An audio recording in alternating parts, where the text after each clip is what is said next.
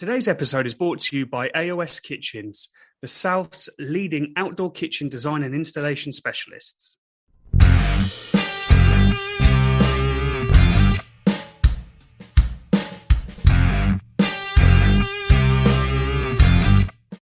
Hello and welcome to another episode of the Meet and Greet Barbecue podcast.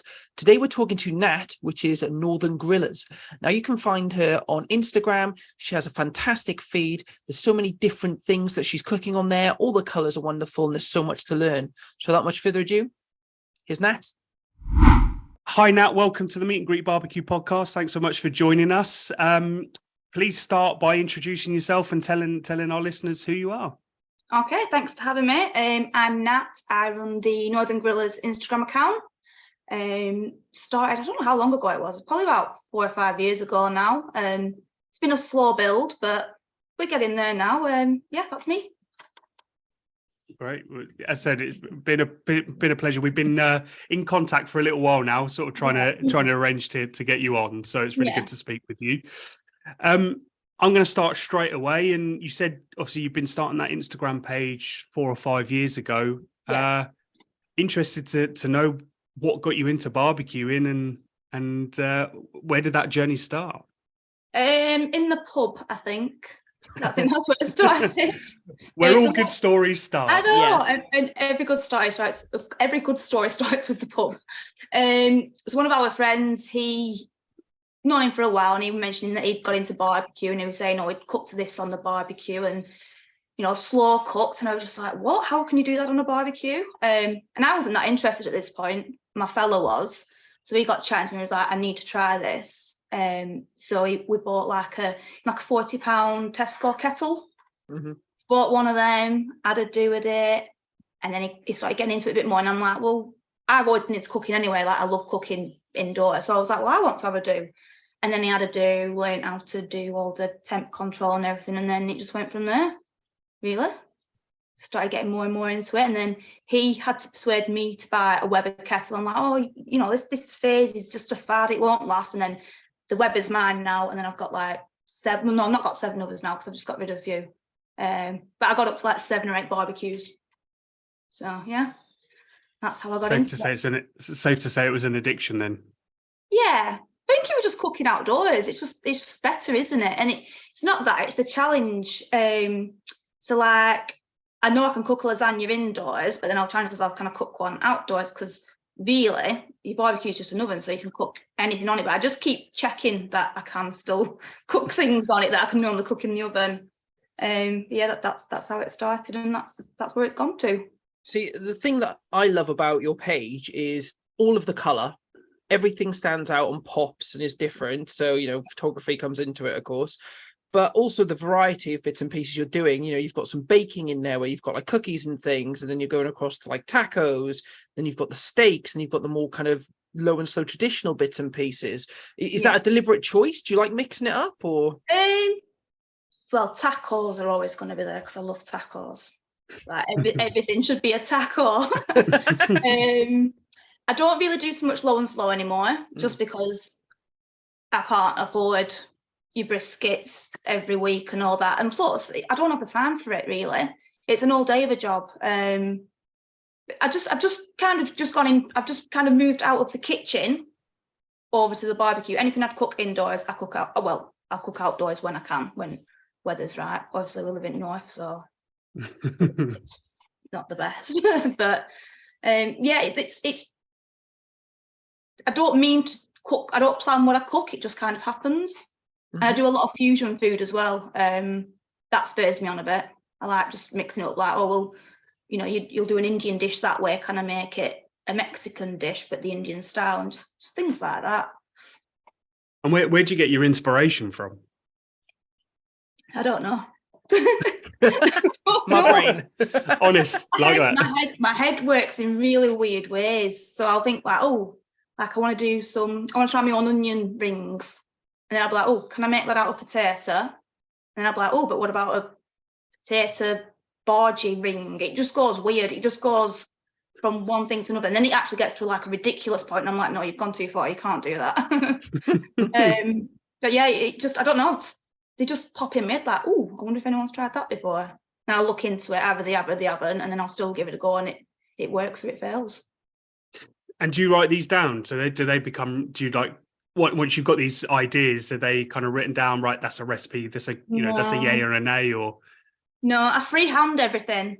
And then when I try to do the measurements and write them down, I end up freehanding after it anyway, like, oh, that wasn't enough. There's a few, like I've got a few recipes which I've wrote down, which are just every single time you do them, the bang on. Like I've got my own tandoori marinade now, which I've been told phenomenal, so I'll stick with that. I've got a lamb kofta one, but generally everything's just freehanded. And I'll try and afterwards, I think, right, I'll write that down, but I don't know if the measurements are quite what I've done. If that makes sense. Totally. I'm exactly the same. I find it very hard. I think that's why I struggle with baking, where it has to be so precise, and I don't enjoy that. I just like chucking stuff in and just taste. Yeah, that tastes right, and then kind of crack on. You can't do that with baking. It's like a science, isn't it? Mm-hmm. Yeah, absolutely. So, do you go and get out and a number of like rubs and things like that, or is almost everything you do just your own mixes, your own blends and things? I have a few. Norfolk Smart Pit. Mm-hmm. Her Cactus Kitchen I use a lot, just because it's just the perfect blend of all your Mexican spices. And I've obviously got a few other ones. I've got like just random sachets of things, like things you pick up in the supermarket, but I don't purposely go out and buy that brand and that brand. I think I've had about 3 Angus and Oink in all my life, and I've actually seen one still in cupboard. It's about 3 years old at the minute. It's good, but I just tend to want to do my own, if that makes sense. Just trying to think if there's any others. Oh, there's another one. I've used it tonight actually. She's a local woman near to me. She's like an Indian marinade, and you mix it with yogurt and stuff, and that's just fantastic. So I use that just for like quick and easy. But generally, it's just what's in the cupboard. I'll just mix it together and see what works. You mentioned like 7 different barbecues that you've got at the moment and you're cooking on. Can you run us through kind of each of them and what your preference is on how you use them, and like if you use one thing for this or another for that? Yeah, I mean, so we're moving to Australia, so I've actually started getting rid of a few now, but at one point we had the Weber, which that's my favorite. That's always going to be my favorite. It's what I learnt on, well, not learnt on, but that's when it started getting serious. You can just do everything on it, can't you? So I had the Weber, then I got the Pro Q to go camping with, and then I had the Weber Go Anywhere, and then I have the Ozpig, which that's just a funky bit of kit. I love it. I had a gas George Foreman grill.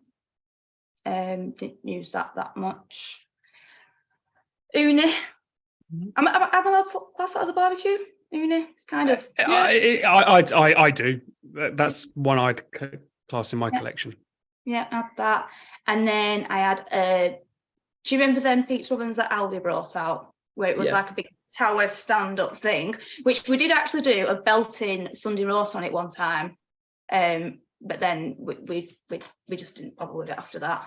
I don't know how many that was. There might have been more. I think there might have been more. Yeah, 5. And then I've got the Blackstone now. So as I'm getting rid of barbecues, I'm also gaining them as well. So it's just an addiction. Yeah, I totally agree. Sorry, just going back to that. So you cooked a full roast on a wood-fired oven? Yeah, on the Aldi one, yeah. It was all right, but everything tasted the same. So like your potatoes tasted the same as the chicken, the same as the carrots and the parsnips. But we did manage to get one out of it, so I think that's a bit of a win, because it was quite a terrible barbecue. You needed to get some, is it fire rope, a fire seat, something to seal it, because it just leaked everywhere. Yeah. But yeah, it worked. That was right at the very beginning. So, yeah. In fact, we only got rid of it like about a month ago. It's just been sat there rotting. And was it big enough that you managed to cook the chicken, the potatoes, the veg all at once? I can't remember. can't remember what was in it. It might have been, because I don't know if there were 2 shells in it or not. If it was just, I can't remember. It was literally about 5 or 6 years ago. It was Right, okay. it was right at the very start. Right at the very start. And That's impressive. I was going to say as well, the move to Australia, is that just so you've got another excuse to kick on the habit if you've got to get rid of loads of stuff to then rebuy it over there and change up? I've already got a shopping list. So I've said to my fella, like, I don't care if we're in a Airbnb or, you know, a hotel. Well, maybe not in a hotel. But the first week that we're living in a house, I'm going to the barbecue shop and I'm buying a new Weber. Nice. There's no debate. I'm doing it. Whereabouts in Australia are you going? West, east, or South Melbourne. South Melbourne? So I'm a northerner at the minute, but I'm going to be a southerner when I go over there. Oh, wow. How long is it before you leave for Australia? We're not sure yet. It's looking July, August, September, but it's most likely August. It could possibly. So we're waiting for the house to complete at the minute, but we're just waiting for the searches to come back. I think it might be July, but we won't go until August. Wow. So by the time this episode goes out, then you actually might be in Australia. Yeah. Wow. Yeah, absolutely. Are you going to keep your name the same on Instagram, even though you're going to be down under? Well, I might be the Northern Grillers Down Under. Yeah. Because obviously, if we're going to be I don't know, we're going to be Southerners over there, so can I really be the Northern Grillers? But I don't want to change my name. Do you know what you should do? The Northern Southerners. Yeah, yeah. Or the Northerners upside down. There, like completely rebrand and go for a place in the bun, like a place in the sun. Terrible. Yeah, I can't. No, yeah. That was terrible. That's the normal reaction that I expect. Good. And how long living down south do you think it'll take before you start being antisocial like all Southerners and stop talking to people? How long will that take? I'm already antisocial. Am I right in saying that my brother-in-law lives in Australia, near Brisbane, and I'm pretty sure he's only allowed to use gas. They're not allowed to use charcoal. What? I don't know if that's a thing or not. I think he might be pulling your leg there. Yeah, I wondered. Oh, I don't know, because if it's a really hot place, and because obviously they have loads of bushfires, don't they? No. Yeah, exactly. I am going to be so excited if I Google this now. If I Google this now. Please we Google it because if it is, I'm not going. I mean, like gas, I've got the Blackstone, that's gas. But it's not. Even though I'm cooking with gas, I'm not cooking. I am cooking over gas. Do you know what I mean? I'm not like char grilling over gas or anything like that. You've got to have the char if you're doing it that way.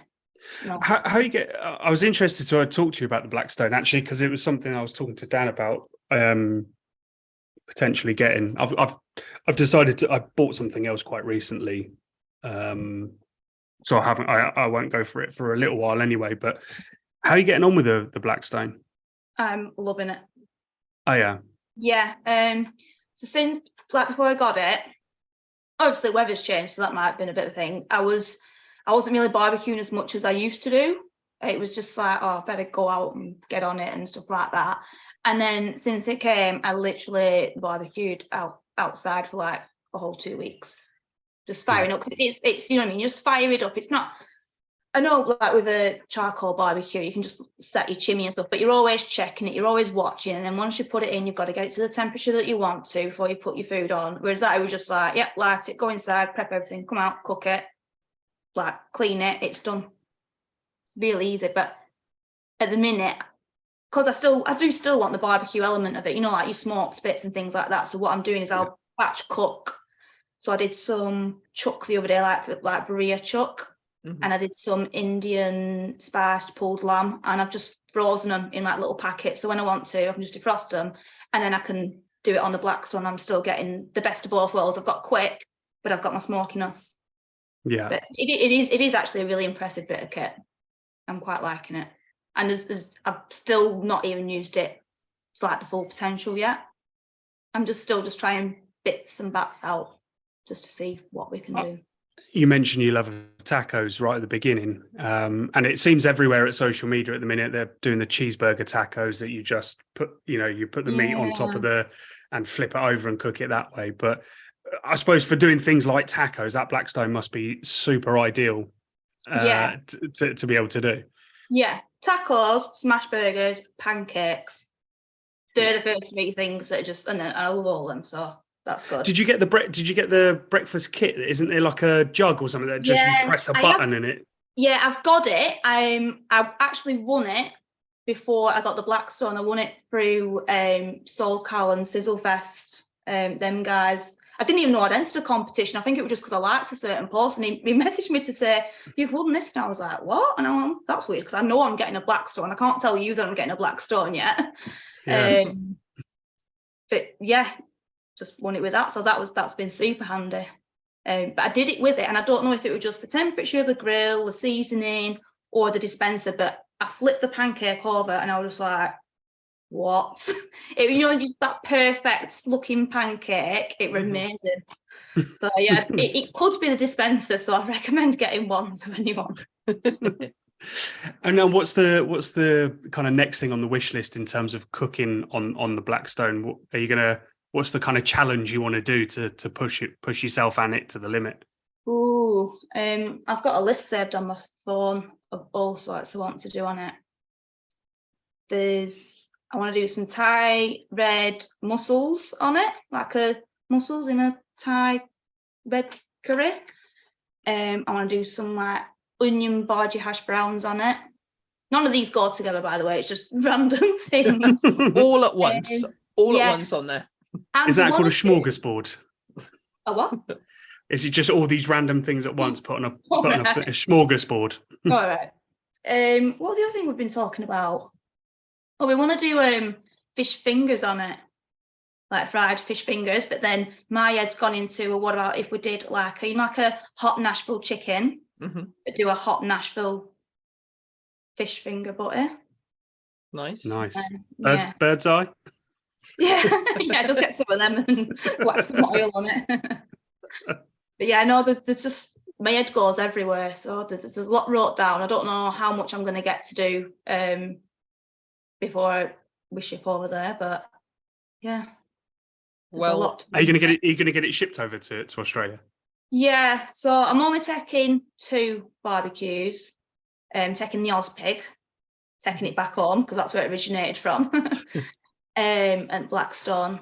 I think everything else, I might take the Weber Go anyway, but I'm not sure because I looked the other day how much they were over there, and they're the same price, and they have handles on the side, which I think's pretty handy. So I might just sell that and get a new one over there.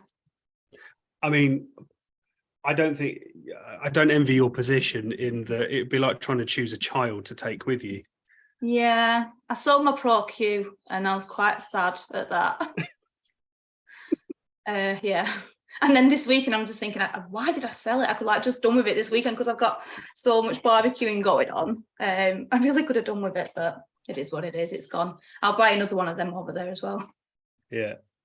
So I've got some Australian news if you want. Yeah. I've been doing a little quick Google, as you asked. So 2 things. First and foremost, it says here that when temperatures get to a certain point over there and the humidity, there's something called a total fire ban, and it can be across the whole country or can be in certain areas. When that happens, you can't have open flame, and if you want to light bits and pieces up, you've got to get permission, effectively, and you've got to make sure there's nothing within 2 meters, etc., etc. That's when they have a lot of the fires and things like that. Now, the other thing I've read on here is it says that you can use any type of fuel, whether it be charcoal, gas, whatever, unless it says you're from the north of England. Dick. But apart from when there's a total fire ban, you can do whatever you want. I think so. We're in Melbourne, and it's literally it rains as much as it does here, and it's pretty cold. So I think Might be all right. The stuff I've been reading said it happens quite a bit around Sydney, but it could be other areas are kind of fine. I think that's where all bushfires were. $5,500 if you light a fire during a total fire ban. $5,500. Depends. It's worth it, I think, right? I'm going to say, it depends what you're cooking. It depends what you're cooking. If it's taco, then yeah. I think some brisket costs about that, doesn't it? To be fair, we interviewed a chap from Australia, didn't we, in season 1, and he was talking about having offset smokers and doing all the stuff. So yeah, I was having my leg pulled at the time, but yeah, I thought you were deliberately trying to wind that up, so I've been deliberately eking it out. We know that you can use charcoal because we talked to someone about it for 2 hours. Oh God. If you've been looking or thinking about an outdoor kitchen, then look no further than AOS Outdoor Kitchens. They are the South's leading outdoor kitchen design and installation specialists. Their extensive showroom is based just outside Bournemouth on the Dorset-Hampshire border, and as well as numerous in-store displays, also features a live outdoor kitchen where they cook every week on Kamado grills, pizza ovens, and all filmed and shown on YouTube. They offer a wealth of knowledge on how to transform your patio into the most incredible outdoor dining area with styles and options to suit every budget, and you can guarantee they will be able to create something perfectly suited to you and your home. They stock and supply everything that you're going to need for outdoor cooking, including barbecues, Kamado ovens, pizza ovens, outdoor fridges, and every accessory that you would need to become the ultimate outdoor chef. So if you want to make yourself the envy of your friends and neighbours, get in touch with them today to arrange a consultation and take the first step in transforming your back garden into the most incredible entertainment space. Visit aoskitchens.co.uk. So, if you could only cook one type of meat for the rest of your life now, what would it be?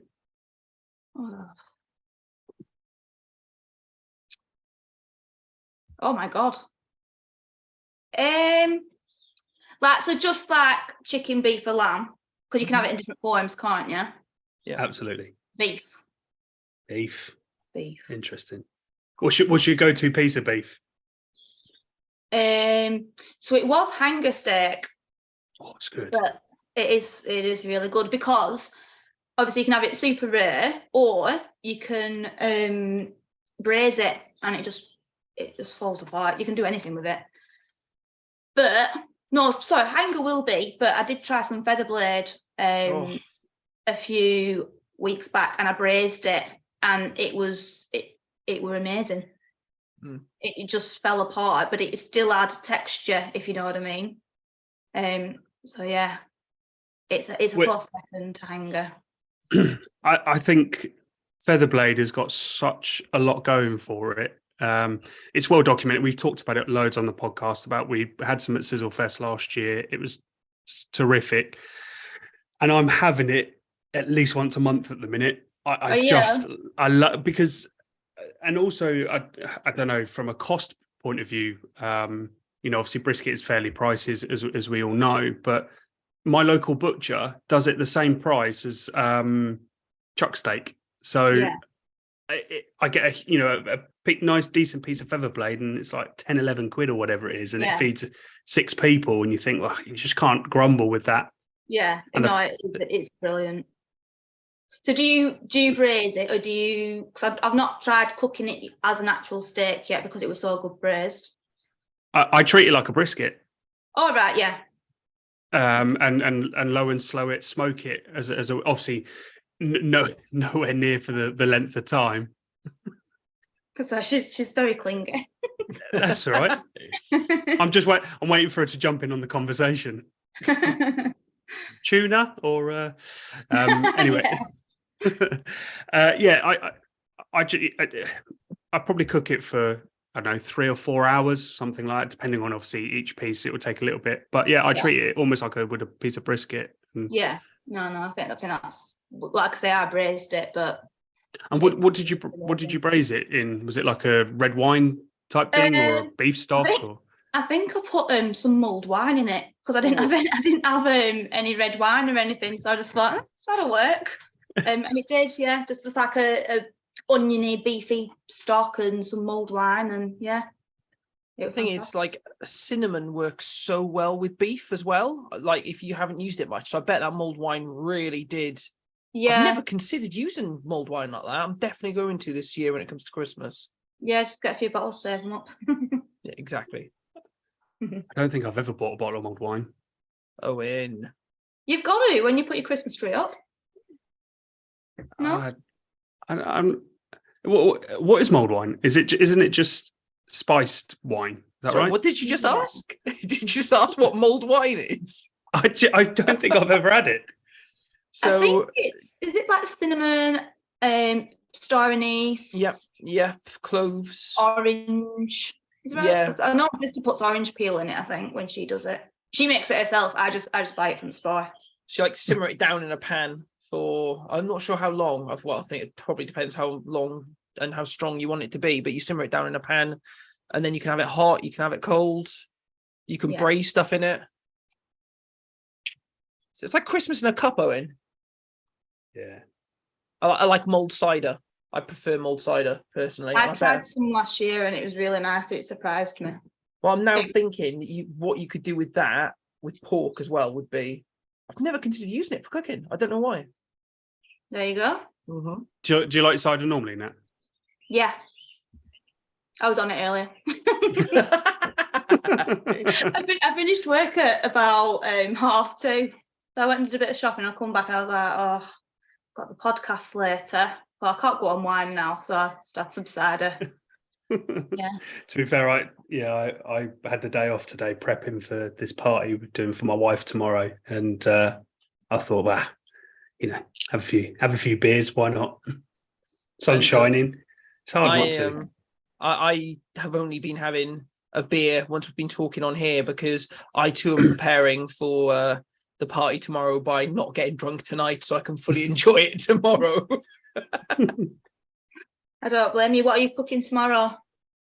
Well, after we finish recording this, I'm going to go prepare the biggest piece of brisket I've bought to date. It's 9 kilos. Ooh. So I put it up. I measured it against my son, and it's almost half the size of my son, who's 8 years old. What else am I doing? Sausages. I'm doing a shawarma. I've made some homemade burgers. What else? I've done some cream cheese stuffed peppers. I've made some homemade garlic butter today. For like garlic breads and getting the pizza oven and that up. So yeah, quite a few things really. So cooking through the night, tonight. Oh, you're doing an overnighter? I'm like too scared to do one of them. I can't do it. I won't sleep.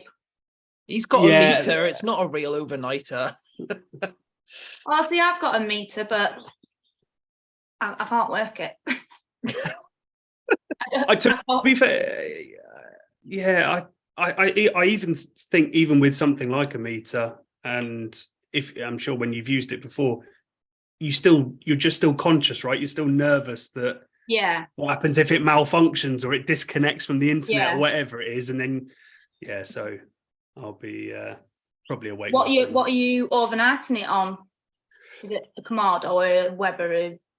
Yeah, I've got a Smoky Mountain. Oh, right. So I haven't fired it up for about a year actually. So that's going to be interesting. My thermometer on its bust, in that it's currently reading 75 degrees.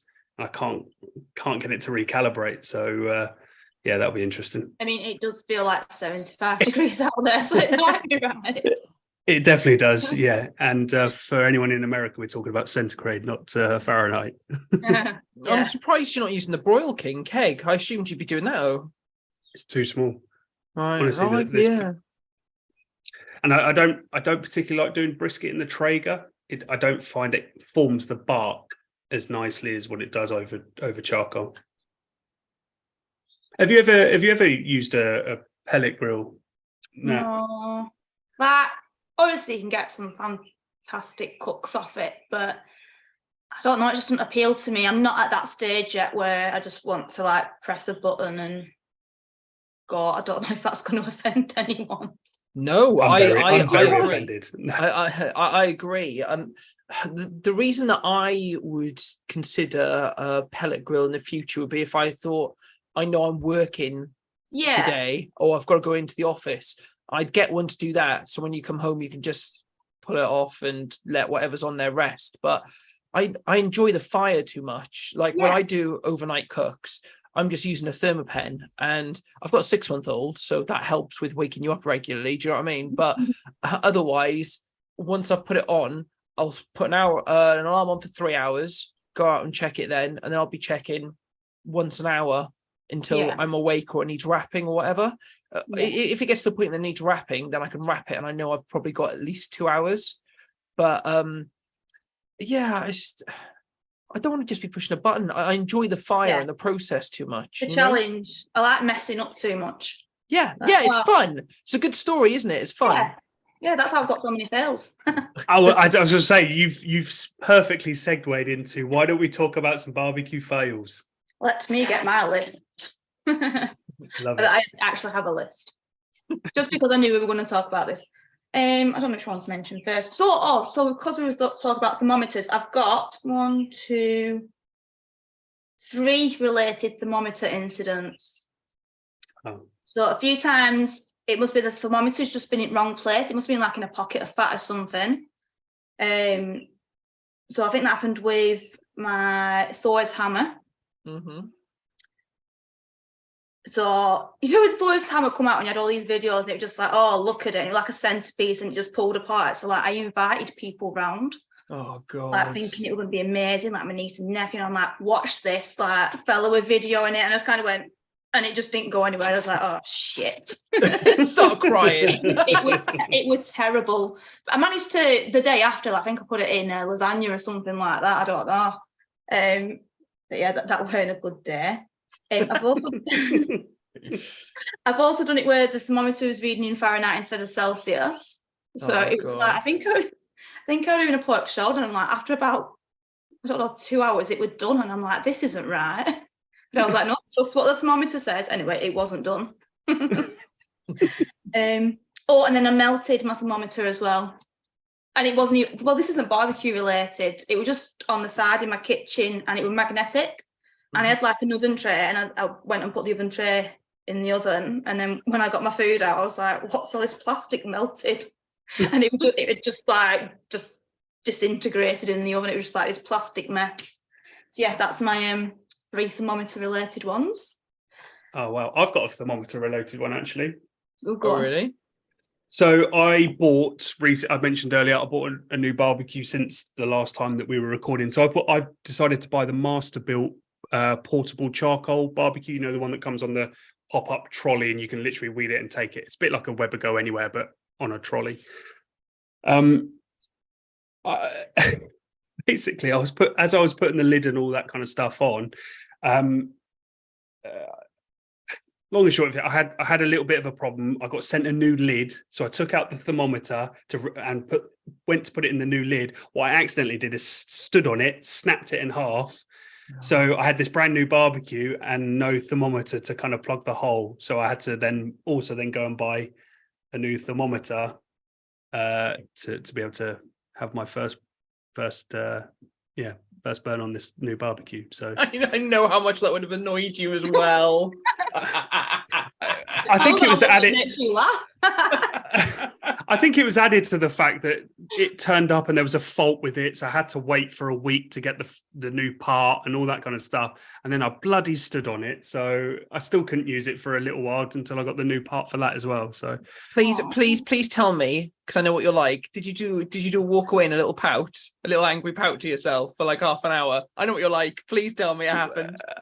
You won't see. I did it. I decided to do an unboxing video for this. I thought it's the first time in quite a while I have bought barbecue, so I decided to do an unboxing video for YouTube.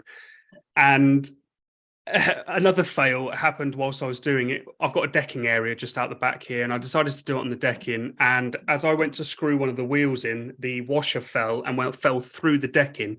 So I had to take a whole part of my decking apart just to get this washer from underneath the decking. And there was a bit in the video, obviously, where I just put hands on hips, did a huff, and just went, fuck, fuck, fuck. And sort of shaking my head and nodding at myself. So, yeah, anyway. Is that why you Go on. asked me to take a look at the edit? I've just realised we always build our barbecues on the decking, and we always like, oh, it's going to go through. I don't know why we don't just move it to the grass. I where know. it can't fall through anything. Yeah. My wife just said exactly the same. She's like, why are you doing it on the decking? I was like, oh, I don't know. It's closer.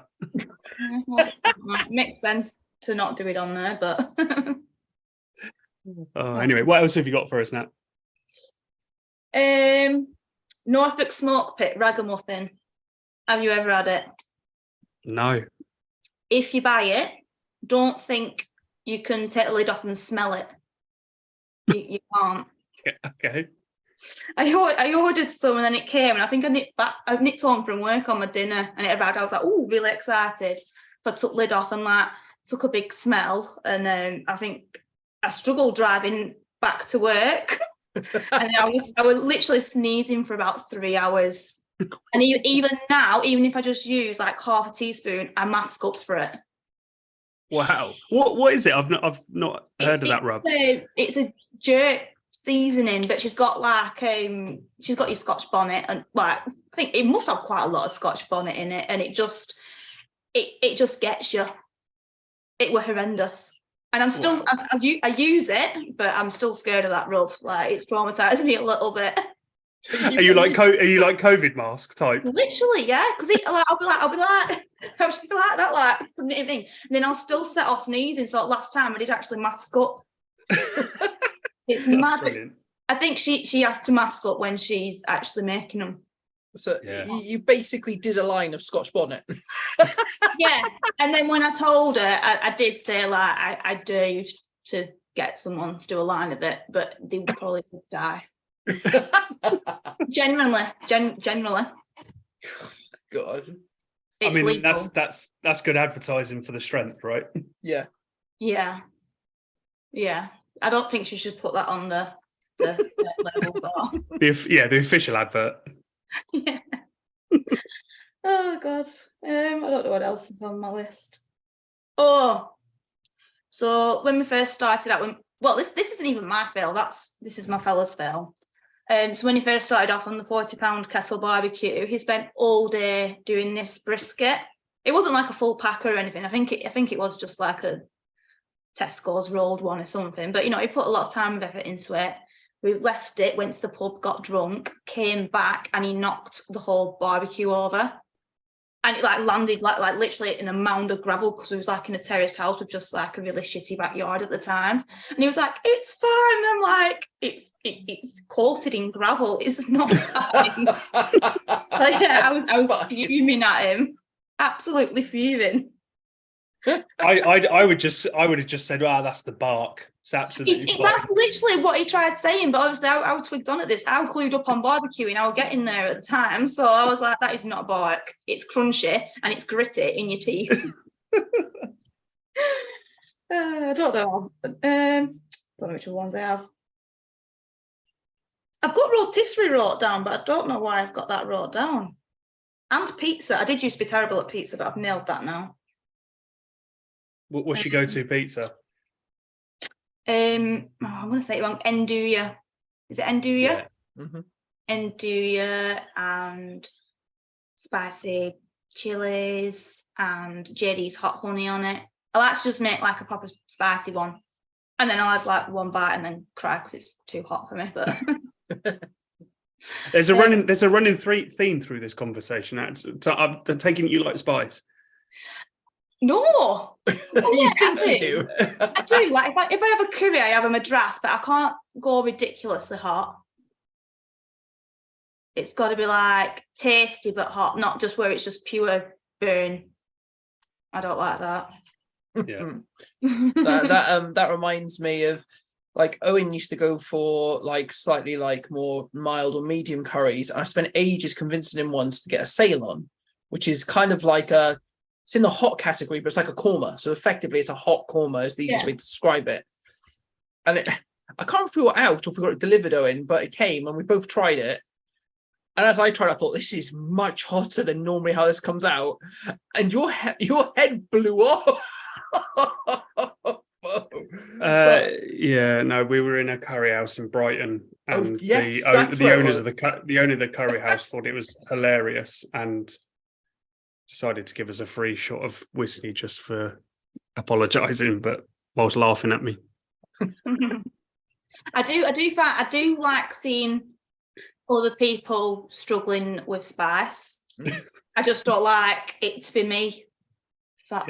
Yeah. So my brother-in-law, he went somewhere. It might have been a food festival or something, and it's a Daddy Cool sauce, and it's called Nil by Mouth. I think it's about 6 million Scoville or something. I think. Wow. Anyway, he got me a bottle of it for my birthday. I don't know why, because I'm not touching it. But we went to Flame and Food Festival at Preston last month, and I took this bottle with me because someone couldn't get in the hot wing challenge, and I said, well, I'll do one for you. I've got this sauce. So all day I was going around saying, try this. And I'm just loving seeing people cry and sweat, but I've never had it myself because I won't. I'm not that stupid. But yeah. Oh, that's very I do funny. like seeing people struggle. I mean, it's always funny when other people are in pain. It's fact, isn't it? Yeah. I've just realised how sadistic that sounded, but it's just spice.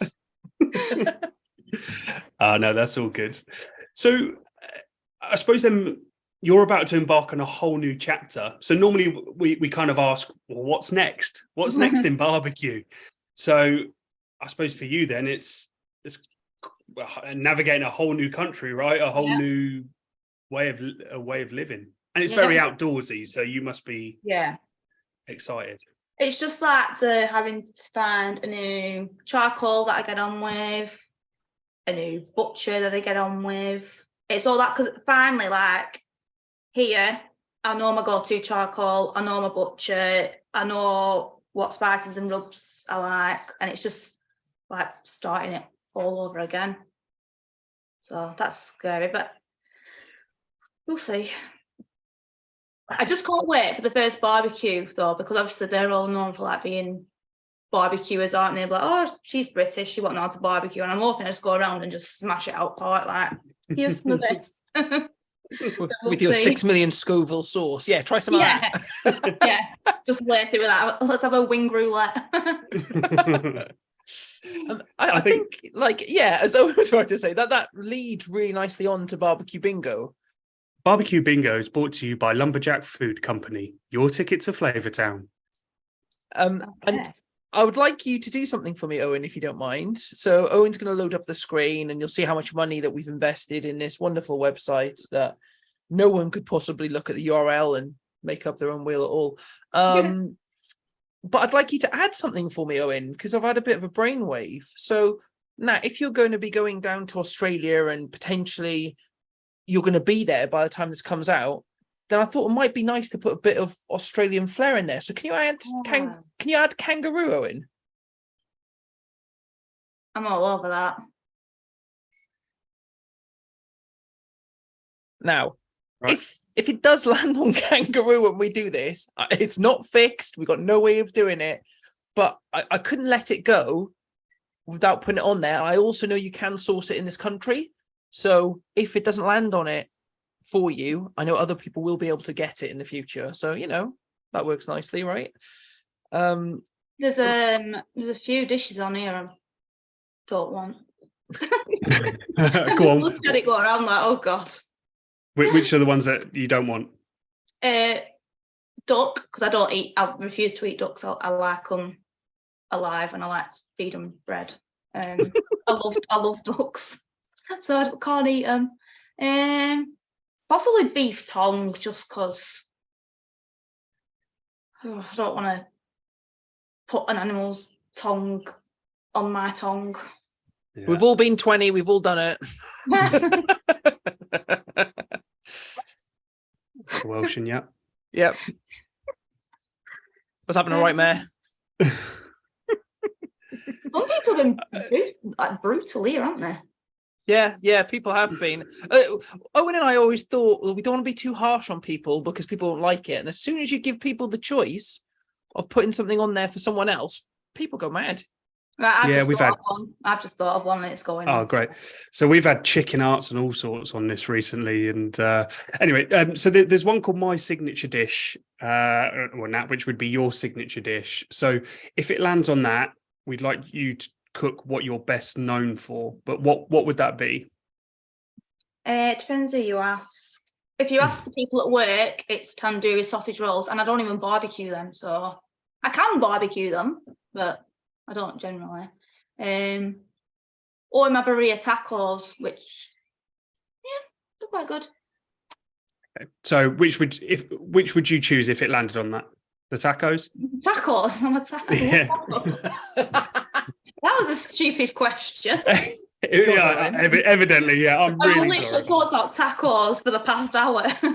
I thought it was going to be tacos, but you never know, right? Okay, so let's give it a spin and see what you get. Oh, I'm really nervous. Come on, duck. Come on, duck. Okay. Polish smoked sausage. Is that just like a frankfurter? Oh no, Yeah, you get lots of different types, but if you go down to your supermarket and go to like the world section, there's a number of different ones on there. So you can get some that are quite heavily spiced and like garlicky and stuff. There's loads of stuff you can do with them. They're really good. My head's already gone to tacos. Yeah. Straight away, there you go. What are you going to leave? Tripe. Oh, Yeah. It's a thing. wow. I feel sorry for who gets that. Yeah.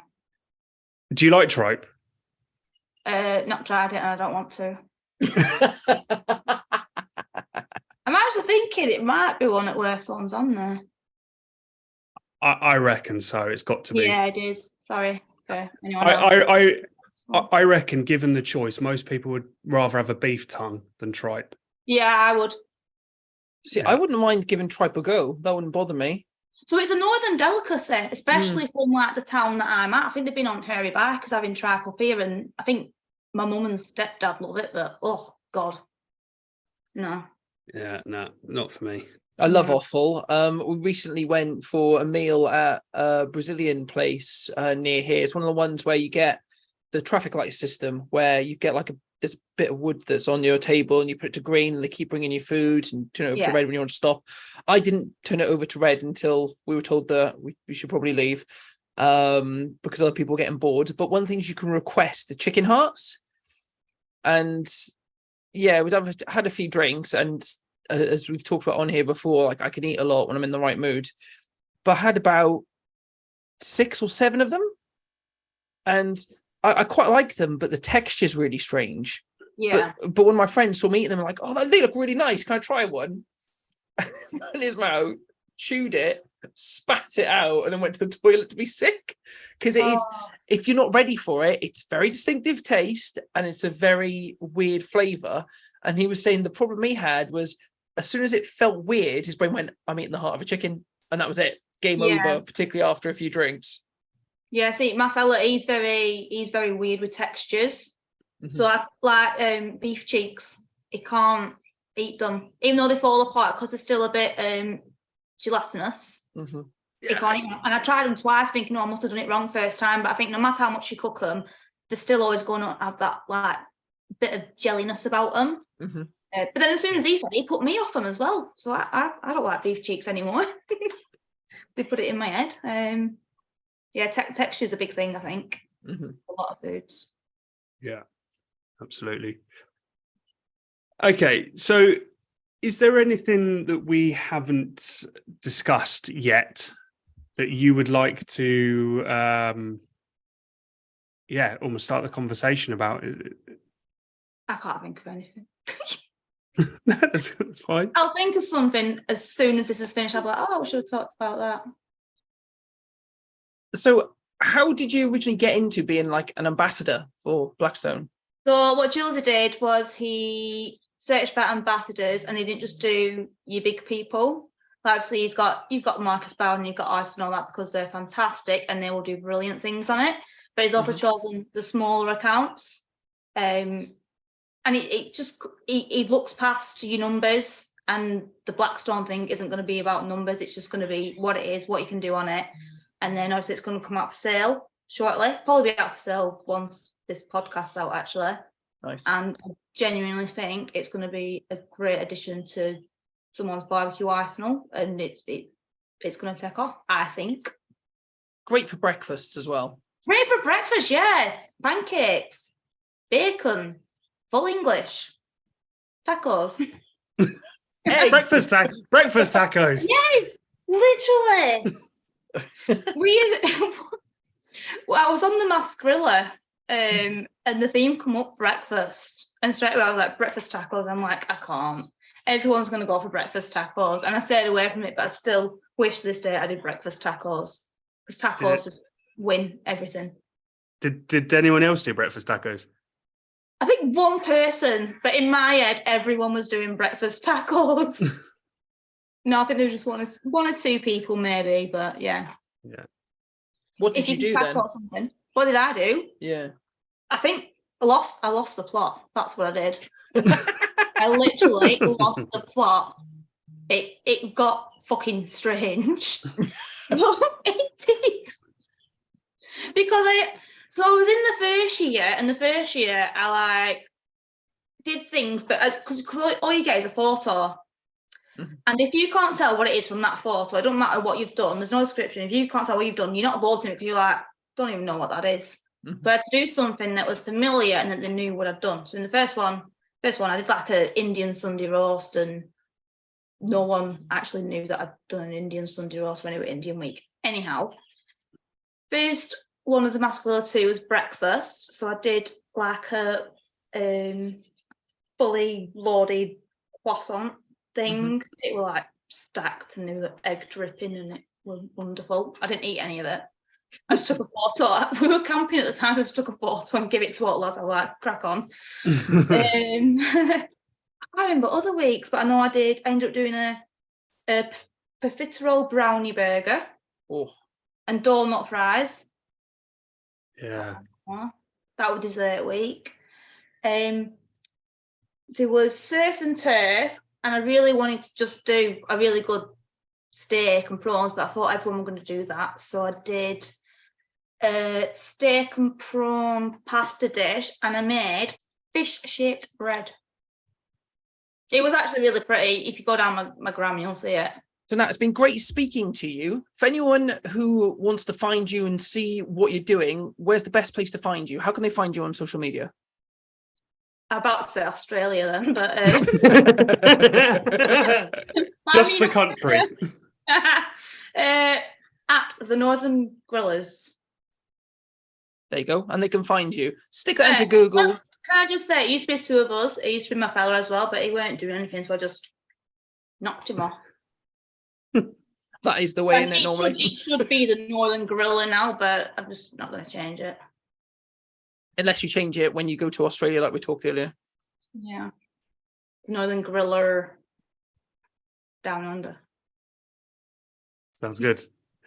Honestly, it's been absolutely amazing meeting you. And as I said, this is probably most of the people won't hear all the giggles that we've had, but it's genuinely been one of the funniest episodes that we've had the pleasure of recording. So, yeah, thanks ever so much for coming on, and all the best in Australia, and keep in touch. Yeah, we'll catch up when I'm in Australia, and they all hate me. I could be charcoal, not gas. I thought you could only cook on gas there. Yeah, well, we'll see. £5,000, well, not $5,000 fine coming my way. But there were some damn good tacos. They were worth it. Yeah. Oh, thanks ever so much, Nat. That's it for another episode of the Meet and Greet Barbecue Podcast. Thanks so much, Nat, for coming on. Truly was a very, very funny episode, and it was great to hear about your story. Good luck in Australia. As ever, we want to hear from you. Please get in contact with us via social media or our website, meetandgreetbarbecuepodcast.com. And until next time, keep on grilling.